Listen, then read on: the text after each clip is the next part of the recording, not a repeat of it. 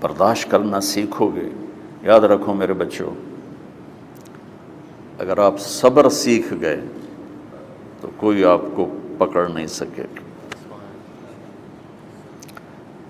یہ جو ریسنگ گاڑیاں ہوتی ہیں نا،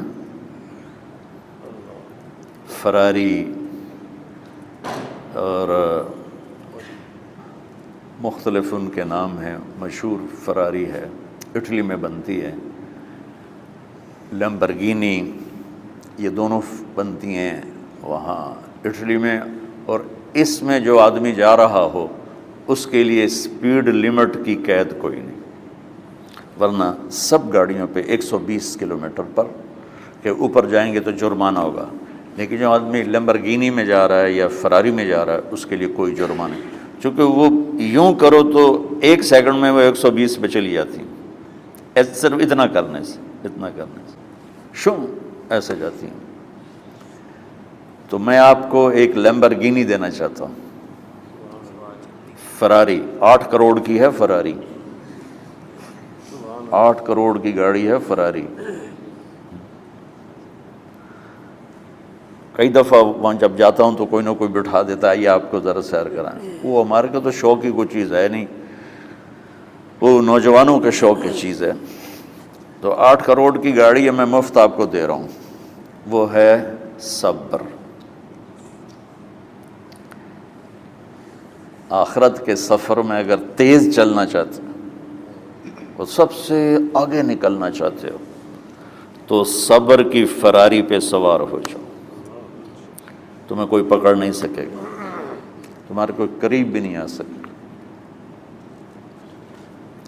کہ دنیا میں صبر کرنے والوں کا قحط آ گیا ہے.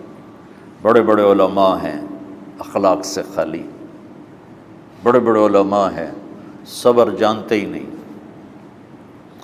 اور پورا معاشرہ سر علماء، تم کل کے علماء ہو اس لیے علماء کی بات کر رہا ہوں، ورنہ پورا معاشرہ میرے بچوں صبر سے خالی ہے. تم سیکھو.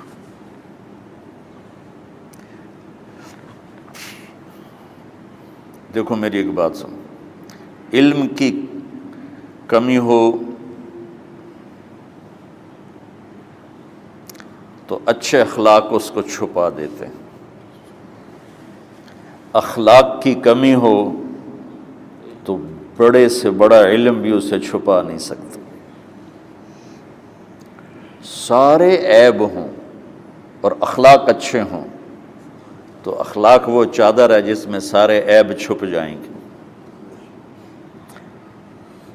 اور ساری صفتیں ہوں اور بد اخلاق ہو تو ہر صفت کو بد اخلاقی چھپا دے گی. میرے نبی نے نماز لمبی پڑھی، اللہ نے روک دیا، کہا نہیں چاہیے. ما انزلنا علیک القرآن لتشقی، مختصر نماز پڑھیں، درمیانی نماز پڑھیں. پیسہ سارا خرچ کر دے، اللہ نے روک دیا.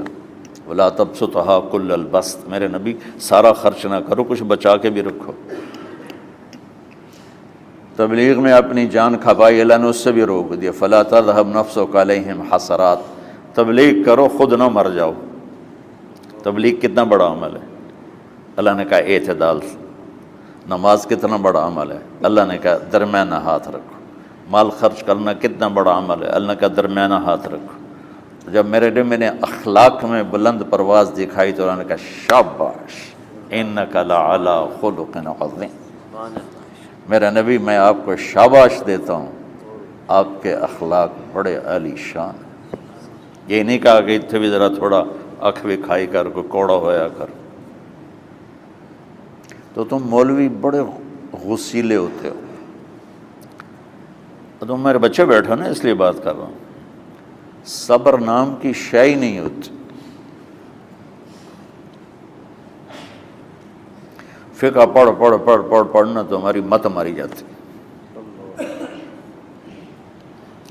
قرآن کو بھی فقہ کے انداز میں پڑھتے ہیں، حدیث کو بھی فقہ کے انداز میں پڑھتے ہیں. بخاری سے زیادہ امام بخاری پڑھاتے ہیں. ترجمۃ الباب پہ اتنا وقت لگا دیتے ہیں کہ حدیث جو اصل چیز ہے اس کی طرف توجہ نہیں جاتی۔ امام بخاری کی کتاب کا مقدمہ کوئی نہیں، تو اس پر جب بخاری شروع ہوتی ہے تو ہفتہ ہفتہ اس پہ سبق چلتا ہے کہ امام بخاری نے مقدمہ کیوں نہیں لکھا، جی میں سارے مل کے یعنی امام صاحب نے تو گلاں کی جان۔ میں اس کا اتنا آسان 1 منٹ میں اس سارے سبق کو ختم کر دیتا ہوں بخاری شریف کے، کہ دیکھو بھائی امام صاحب کا دل نہیں کیا مقدمہ لکھنے کو، اس لیے انہوں نے نہیں لکھا۔ گلموں ایک حدیث کے عنوان اور حدیث میں جوڑ نہیں تھا، تو شیخ رمزی بہت بڑے فاضل آدمی ہمارے فیصل آباد، میں نے کہا شیخ یہ جوڑ کوئی نہیں، کہا شیخ ھذا من اصعب ابواب البخاری، یہ بخاری شریف کے مشکل ترین ابواب میں سے۔ میں نے کہا تو بڑا آسان کام ہے، امام بخاری بھول گئے، ترجمہ کوئی اور تھا، حدیث کوئی اور لکھ دی، بھول گئے، بشر ہی تو ہیں، کیوں بچوں نے مصیبت پان دیا۔ تو بچوں شوق سے جاؤ، بہانے نہ کرو، ہماری ذرا تھوک ڈال کے پیٹوں میں درد، وہ شامہ پہ جاؤں گیا پھر توڑیاں، ٹھیک ہے نا۔ میں زیادہ بول نہیں سکتا ہوں، ضروری سمجھ کے آیا تھا کہ تم خوشی سے جاؤ۔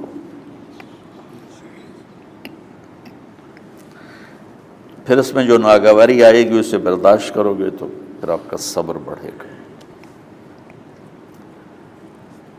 تو میں صرف میری شہرت نظر آتی ہے، اس میں جتنا مجھے صبر کرنا پڑا ہے وہ تمہارے سامنے نہیں ہے، جتنی کڑوی گولیاں میں نے کھائی ہیں لوگوں سے وہ تو تمہیں نہیں پتا۔ اب تمہیں اتنا نظر آتا ہے کہ واہ واہ ہو رہی ہے آگے پیچھے لوگ، میرے اللہ کا کرم ہے، میری کیا اوقات، آج ہوں کل مر جاؤں گا، اولاد کو بھی یاد نہیں رہے گا کہ طارق جمیل کون تھا۔ جو ہے اس میرے رب کا کرم ہے، مجھے اپنی شہرت سے کبھی دھوکہ نہیں لگا۔ تو میرے بچوں اس لیے بتا رہا ہوں، کوئی فخر نہیں، کہ مجھے اپنی شہرت سے کوئی دھوکہ نہیں، ایک لمحے کے لیے بھی مجھے دھوکہ نہیں۔ میرے دل کی گہرائیوں یہ بات اتری کہ سب میرے اللہ کا فضل ہے، اور برائی کرنے والا اور اچھائی کرنے والا میری نظر میں برابر ہو گیا ہے۔ برابر ہونے کا مطلب پہلے سمجھو، تو مجھے گالی دو گے مجھے تکلیف ہوگی، تو میری تعریف کرو گے مجھے خوشی ہوگی، اس کو برابری نہیں کہتے، وہ تو ایک طبعی چیز ہے۔ یہ میں نے ہاتھ پہ اپنا ہی ہاتھ مارا تو اس کو درد ہو رہا۔ تو اگر میں مولوی شوکت صاحب سے بدتمیزی سے بات کروں گا تو ان کو تکلیف ہوگی، اور میں ان کی قربانیاں بیان کروں گا۔ یہ ذرا کھڑے ہونا، ادھر ہاتھ دو، یہ اس سارے نقشے کے بانی ہیں، یہ پہلی اینٹ ہے۔ یہ 3000 روپے اس وقت لے رہے تھے 1985 میں 86 میں کراچی،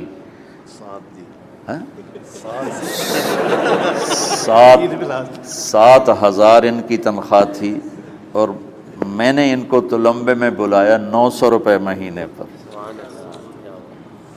کتنا فرق ہے 7,000 اور 900 کا؟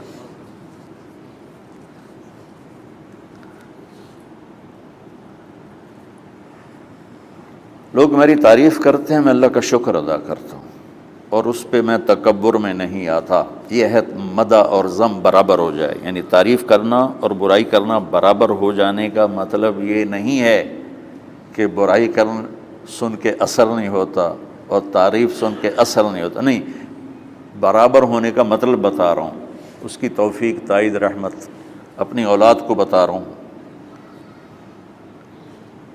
کوئی میری تعریف کرتا ہے میں اللہ کا شکر ادا کرتا ہوں اور اپنے آپ کو بھولتا نہیں ہوں، کوئی میری برائی کرتا ہے تو میرے دل میں اس کے لیے کوئی منفی جذبہ نہیں پیدا ہوتا۔ یہ ہے اچھائی برائی کو برابر کر دینا۔ کہ میرے اوپر مختلف الزام لگتے ہیں تو میں ان کو پی جاتا ہوں، اور اس طرح کا معاملہ کرنے والوں سے اپنے دل کو بالکل صاف رکھتا ہوں، بالکل صاف، اور میرا ان سے معاملہ